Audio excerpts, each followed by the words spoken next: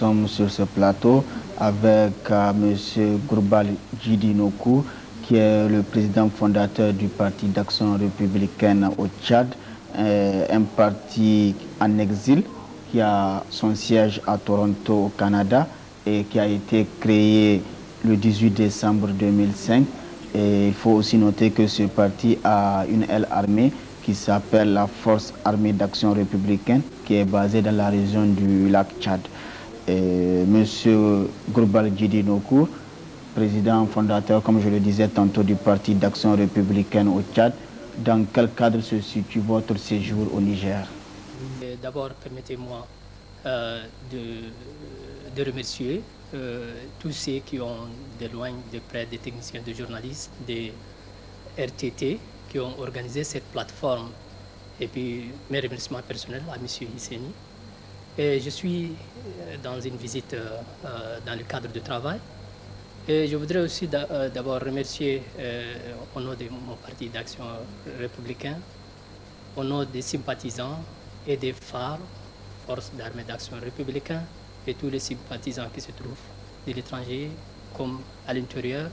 Et je profite aussi de l'occasion pour remercier le gouvernement, le peuple nigérien, pour l'hospitalité chaleureuse à mon égard et à mon parti d'action républicain. Je voudrais ensuite remercier son Excellence Tandja et son Premier ministre Hama Amadou pour les efforts déployés et les sacrifices consentis pour sauvegarder la paix, la démocratie, la sécurité et la bonne gouvernance. Et une fois de plus, mes remerciements aux radios-télévisions de Ténéré. Merci beaucoup, Gourbal Djidinoku, pour cette introduction. Comme je le disais tantôt, le Parti d'Action républicaine, un parti d'opposition au Tchad, qui a été créé le 18 décembre 2005. Donc, quand on fait le compte, il a à peu près plus d'un an et demi d'existence. Et justement, ce parti d'action républicaine, que compte-t-il changer au Tchad? Et pour faire des remarques, parti d'opposition, c'est le parti d'action républicain qui se trouve en exil. Et puis, bon, afin d'épargner le peuple tchadien de longues souffrances, le parti d'action républicain veut d'abord construire une transition et aussi on veut instaurer la démocratie, un pays de droit, la justice et promouvoir le développement pour épargner ce peuple-là qui est engouffré dans les misères. Et aussi nous demandons aux pays amis comme le Niger, pays limitrophe, et la France. Vous voyez, donc nous voudrions bien donc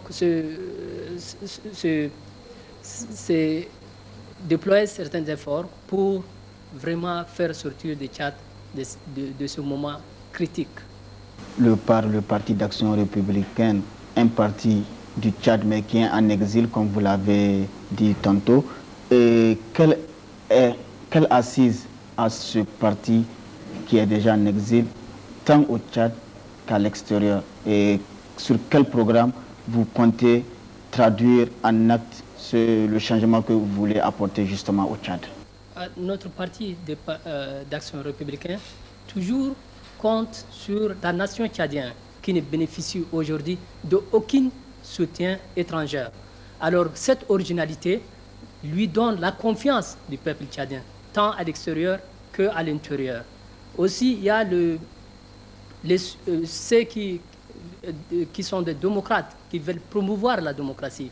Le pays comme le Niger aujourd'hui, puisqu'on voit aujourd'hui la démocratie s'épanouir d'un jour à l'autre, et puis il y a aussi la liberté et droit de l'homme. On peut dire qu'il y a une infrastructure de base au Niger. C'est pourquoi donc, hier, il y a eu une journée morte. C'est observé presque à 100%. Alors, donc, c'est ça l'essence de la démocratie, que vraiment, donc, on est un peu jaloux, on est assoiffé de cette sorte de la démocratie que nous voudrions bien l'instaurer. Et bien qu'on n'a pas d'autre force, mais on a la force de la masse. Vous voyez, ce qui est très important, l'exemple de l'Afrique du Sud. Il y a eu un temps en Afrique du Sud, toutes leurs forces, c'est la masse. Et puis ensuite, c'est la musique. Vous voyez? Et puis ils ont fait vraiment, ils ont amené un changement radical en Afrique du Sud. Et tout récemment, on a vu même le président sud-africain qui était en visite ici. Ça, c'est un exemple palpable. Vous voyez, quand on a la force de masse derrière vous, et puis quand nous voudrions amener la justice, la paix, la démocratie et promouvoir le développement, alors rien ne va nous empêcher.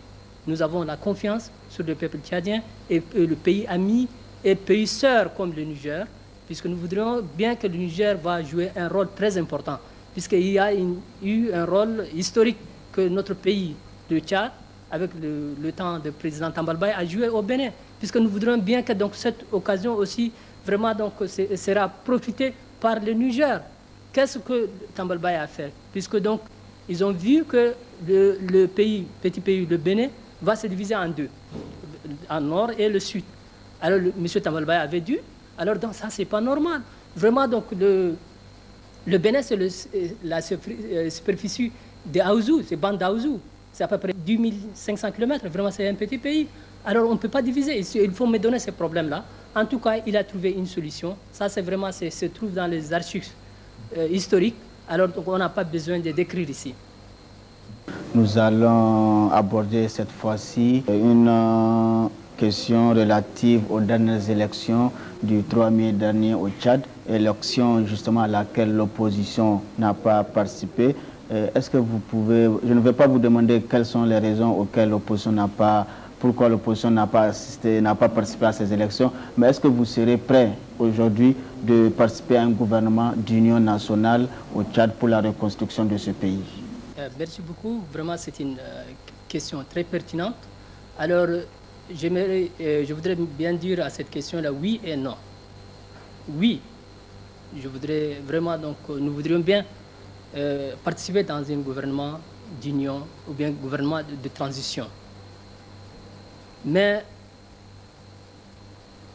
au moins que donc, tous les opposants, les partis civils, ou bien je vais dire société civile, et les forces d'opposition, les forces armées opérationnelles, si tous ces mondes participent dans une table ronde et discutent auprès des pays neutres comme le Niger, et puis s'ils arrivent à trouver une plateforme commune, alors je suis prêt, et nous sommes prêts au sein des partis d'action républicains, à participer dans un gouvernement de ce genre. Mais s'il s'agit de gouvernement de coalition, comment vraiment donc cette élection est déroulée? Voilà donc une élection dans laquelle il y a seulement 4 partis, dont les MPS, le parti État. Et puis tous les autres partis sont des partis, comme on dit en général, sans militaires, sont des partis sans militants. Partis satellites qui étaient faits vraiment et créés même par le MPS pour jouer une scène démocratique. Alors c'est comme ça, donc nous, les Tchadiens, vraiment, donc, on a suivi beaucoup de souffrances. Et ce genre de la démocratie, ça ne tient pas. Ce n'est pas une démocratie. Alors donc, nous sommes un parti démocratique. Alors nous ne voulons pas participer dans une dictature. Nous allons aborder cette fois-ci un dossier brûlant qui défait la chronique sur le plan national au niveau du Tchad et aussi international, à savoir l'extradition demandée par les tribunaux belges de l'ex-président Hissène Habré qui est exilé depuis un certain temps au Sénégal. Par rapport justement à cette demande belge, le dernier sommet de l'Union africaine tenu le 30 juin dernier a donné mandat aux tribunaux sénégalais qui, en premier lieu, avaient dit leur incompétence à pouvoir juger le président, l'ex-président tchadien Hissène Habré. Et cette fois-ci, les experts de l'Union africaine ont demandé et ont donné mandat aux tribunaux sénégalais de juger l'ex-président tchadien Hissène Habré. Comment